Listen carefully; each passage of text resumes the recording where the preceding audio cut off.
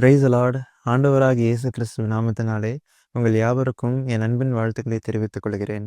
திருவசனத்தை கேட்கிறவர்களாய் மாத்திரமல்ல, அதன்படி செய்கிறவர்களாயும் இருப்போம். ஒரு வசனத்தை வாசிக்கிறேன். 119ஆம் சங்கீதம் அதனுடைய 105வது வசனம். உம்முடைய வசனம் என் கால்களுக்கு தீபமும் என் பாதைக்கு வெளிச்சமுமாயிருக்கிறது. இங்க இந்த வசனத்துல சங்கீதக்காரர் ஆண்டவருடைய வார்த்தைக்கு ஒரு தன்மையை கொடுக்கறத பார்க்கிறோம். அது என்னது?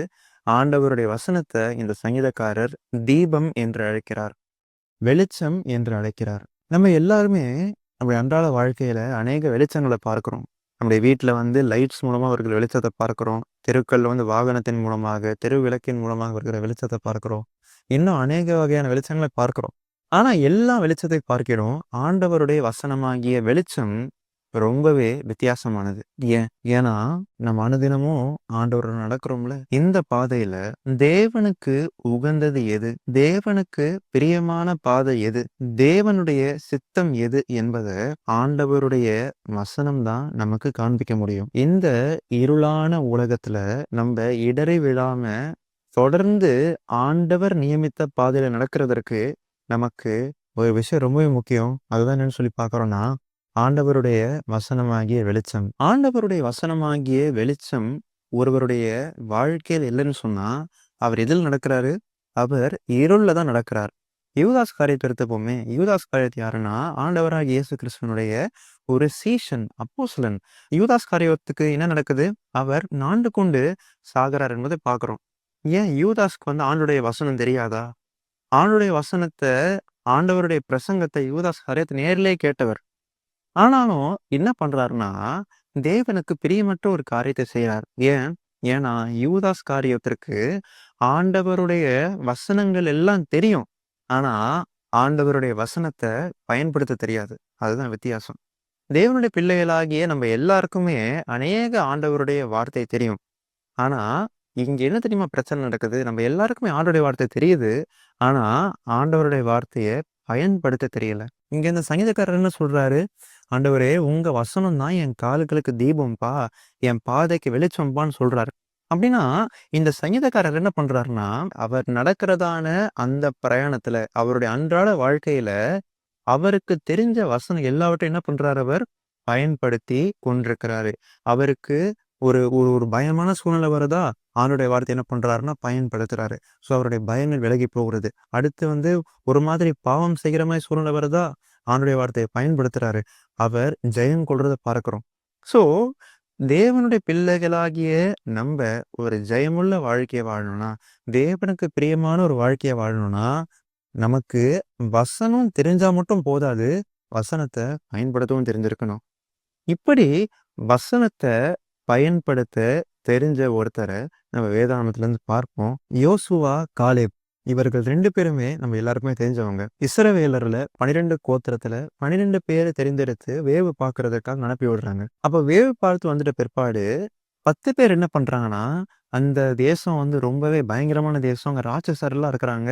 நம்மலாம் போனா கண்டிப்பா அந்த தேசத்தை சுதந்திரிக்க முடியவே முடியாது.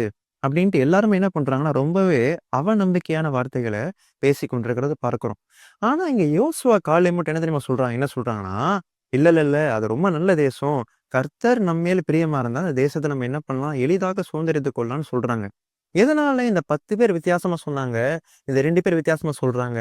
காரணம் ஒண்ணே ஒண்ணுதான். கானான் தேசம் என்பது இவர்களுக்கு தேவன் கொடுத்த வாக்குத்தத்தம். இது ஆபிரகாம், ஈசாக்கு, யாக்கோபு என்று இவர்களுடைய முற்பிதாக்களுக்கு தேவன் கொடுத்த வாக்குத்தத்தம். அந்த வாக்குத்தத்தத்தை தேவன் நிறைவேற்றுகிறதற்காக தான் அவர்களை எகிப்துல இருந்து கொண்டு வருகிறாரு. செங்கடலை பிளக்கிறாரு. பாதையில நடத்தி கொண்டு வருகிறாரு.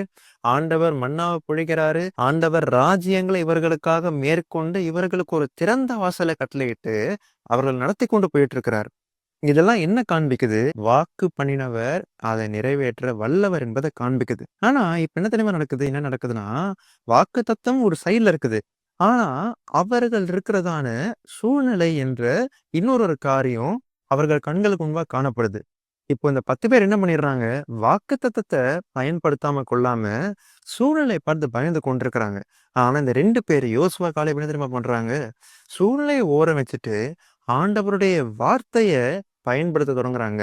அந்த 10 பேர் கானான் போய் சேர முடியல. ஆனா இந்த யோசுவா, காலேப் என்ன பண்ணிடுறாங்க, தேவன் அவர்களுக்கு வாக்கு பண்ணின தேசத்துல போய் சேர்கிறத பார்க்கிறோம். வசனத்த இவர்கள் பயன்படுத்தினாங்க. இவர்களுக்கு தேவனுடைய வாக்குத்தத்த வசனத்தை குறித்த அறிவு மாத்திரம் இல்ல, இவர்கள் தேவனுடைய வாக்குத்தத்த வசனத்தை பயன்படுத்தவும் அறிந்திருந்தவர்களாக காணப்பட்டாங்க. அதனால் தேவன் அவர்களுக்கென்று நியமித்த அந்த தேசத்திற்கு போய் சேர்ந்து விட்டார்கள். இப்பொழுதும் தேவன் நம்ம எல்லாருக்குமே ஒரு தேசத்த வாக்கு பண்ணி கொடுத்திருக்கிறார். அதுதான் அவருடைய பரலோக ராஜ்யம். நித்திய ஜீவனை அளிப்பேன் என்பதே அவர் நமக்கு கொடுத்திருக்கிற வாக்கு தத்தமா இருக்குது. இந்த வாக்கு தத்தம் நமக்கு முன்பாக இருக்குது. ஆனா அதன் மத்தியில நம்முடைய சூழ்நிலைகள், நமக்கு எதிராக இருக்கிற காரியங்களும் நமக்கு முன்பாக தான் இருக்குது. வசனத்தை குறித்த அறிவுடையவர்களா இருக்க போகிறோமா, இல்லைன்னா வசனத்தை பயன்படுத்த அறிந்தவர்களா இருக்க போகிறோமா? இதுதான் கேள்வியே. வசனத்தை பயன்படுத்த அறிந்தவர்களா இருப்போம்னு சொன்னா, தேவன் நமக்கென்று வாக்கு பண்ணின தேசத்திற்கு நம்ம எல்லாருமே போய் சேர முடியும். தேவனுடைய வார்த்தையை அன்றாடம் பயன்படுத்தி தேவனுடைய ராஜ்யத்திற்கு போய் சேருவது எப்படி என்பதை நமக்கு அனுதினமும் கற்றுக் கொடுப்பதற்காக தான் பரிசுத்த ஆவியானவர் நமக்குள்ளாக வாசம் பண்ணி கொண்டிருக்கிறார். அனுதினமும் தேவனுடைய ஆவியானவருக்கு கீழ்ப்படிந்து தேவனுடைய வசனத்தை பயன்படுத்துவோம் என்று சொன்னால், இம்மையில் மாத்திரமல்ல, மறுமையிலும் தேவன் நமக்கு நியமித்திருக்கிற ஆசீர்வாதங்களை நம்மால் எளிதாய் சுதந்தரிக்க முடியும். கர்த்தர் தாமே நம் யாவரையும் ஆசீர்வதிப்பாராக. God bless you.